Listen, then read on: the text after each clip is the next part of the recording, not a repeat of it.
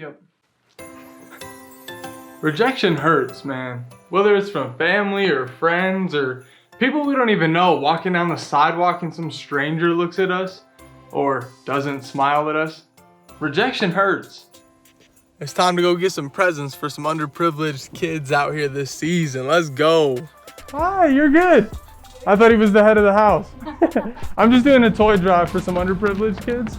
And we have a toy list ranging from $5 to $40. And obviously with COVID, we just have to get a little creative with how we do that. She didn't have a working debit card, so she Venmo'd me.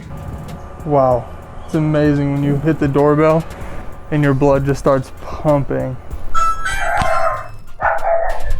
Basically, we just put together an Amazon present list. Would you happen to have a minute? Do you happen to have a minute? You never say, do you happen to have a minute? That's a dumbass thing to say. I'm fired.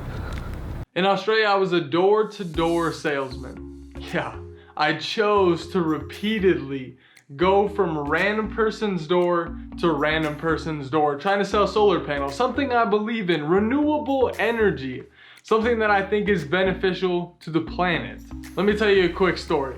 There I am, standing on a stranger's front porch, reflective vest on, clipboard in hand. The interior door swings open, and I can tell they're not the biggest fan of some stranger being at the front door of their fortress. Here we are, the beginning of the conflict. While trying to make eye contact with my newfound friend through their tiny little grain-sized holes in their metal door, I give my pitch. Once they realize why I'm there, they fade off into the darkness and it's harder to see them. And then all of a sudden, BAM! The door gets slammed in my face. Guess they're not interested. Now this only really happened to me a few times. I very rarely got the door actually slammed in my face, but this is what we fear, right? If you think about going door to door selling something or going door to door trying to get donations, this is what we fear. Here's the conflict that I mentioned. Your thoughts versus what's actually happening to you. How do you reason those two and marry them in holy matrimony? How do you fight that battle? And most importantly, how do you win that battle? Hey, is this 11167? What? Is this 11167? Here's his address. Are your parents home? My dad is. Does he have a minute?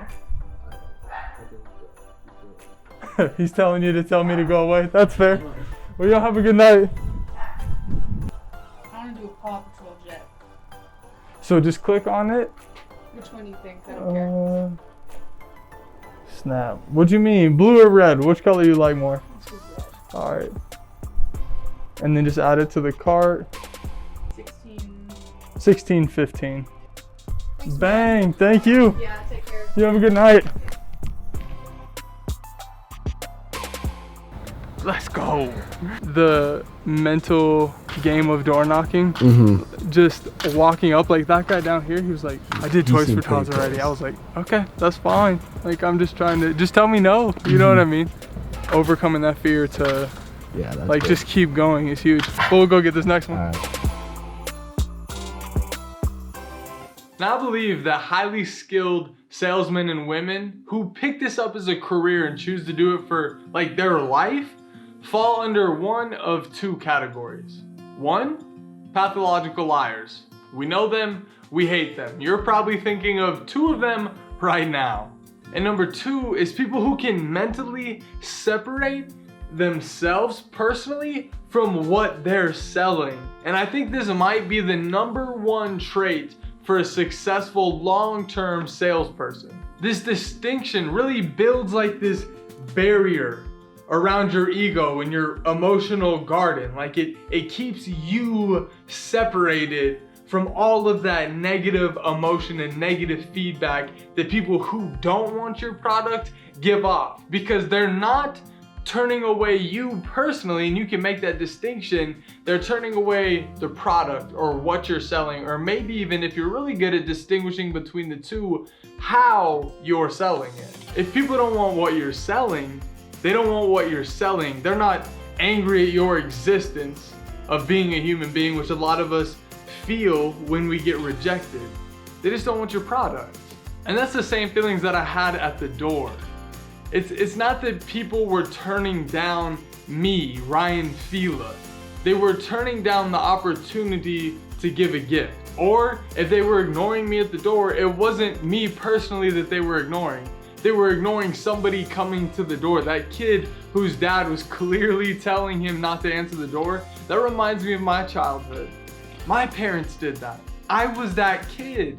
I was the kid who answered the door to people, and if they were looking for my parents, I told them they weren't there.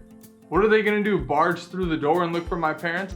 That's not on me. Now being on the flip side of that, I have to understand that those people aren't just not wanting to talk to me personally, they just don't want that presence there for any reason. The fear of rejection is tough, and it can be extremely crippling. Now I don't know what journey you're on, what piece of your journey you're on, but the only way really to deal with the fear of rejection is to face it head on. Start little and grow. Maybe you just go out and start door knocking to say hi to your neighbors. Maybe that's it. That's a huge step. That could be a monumental step for your mentality. Maybe you could go out and gather some gifts for the holiday season. I don't know what it is, but take that small step of discomfort. Go out and just get outside of your comfort zone a little bit and face a little bit more rejection than you have been. There's tons of opportunity and growth to be had between where you are in that small step. Go out and face some rejection, y'all. I'm Ryan Fila. Thank you for sticking around. As I mentioned, this is going to be the end of season 1 of Freaky Friday. I have a few ideas that I want to change up the series and focus it a little bit more around just getting outside of your comfort zone. But I also have a cooler name. I think Freaky Friday isn't quite catchy, and it's already been used. Lindsay Lohan used it, and if people don't think of that, they think Freaky Friday. That sounds like a dirty club name. So I'm gonna come out with a new name, similar concept, but we're gonna change it up just a little bit. Thanks for sticking around, and I'll catch you next time. Peace.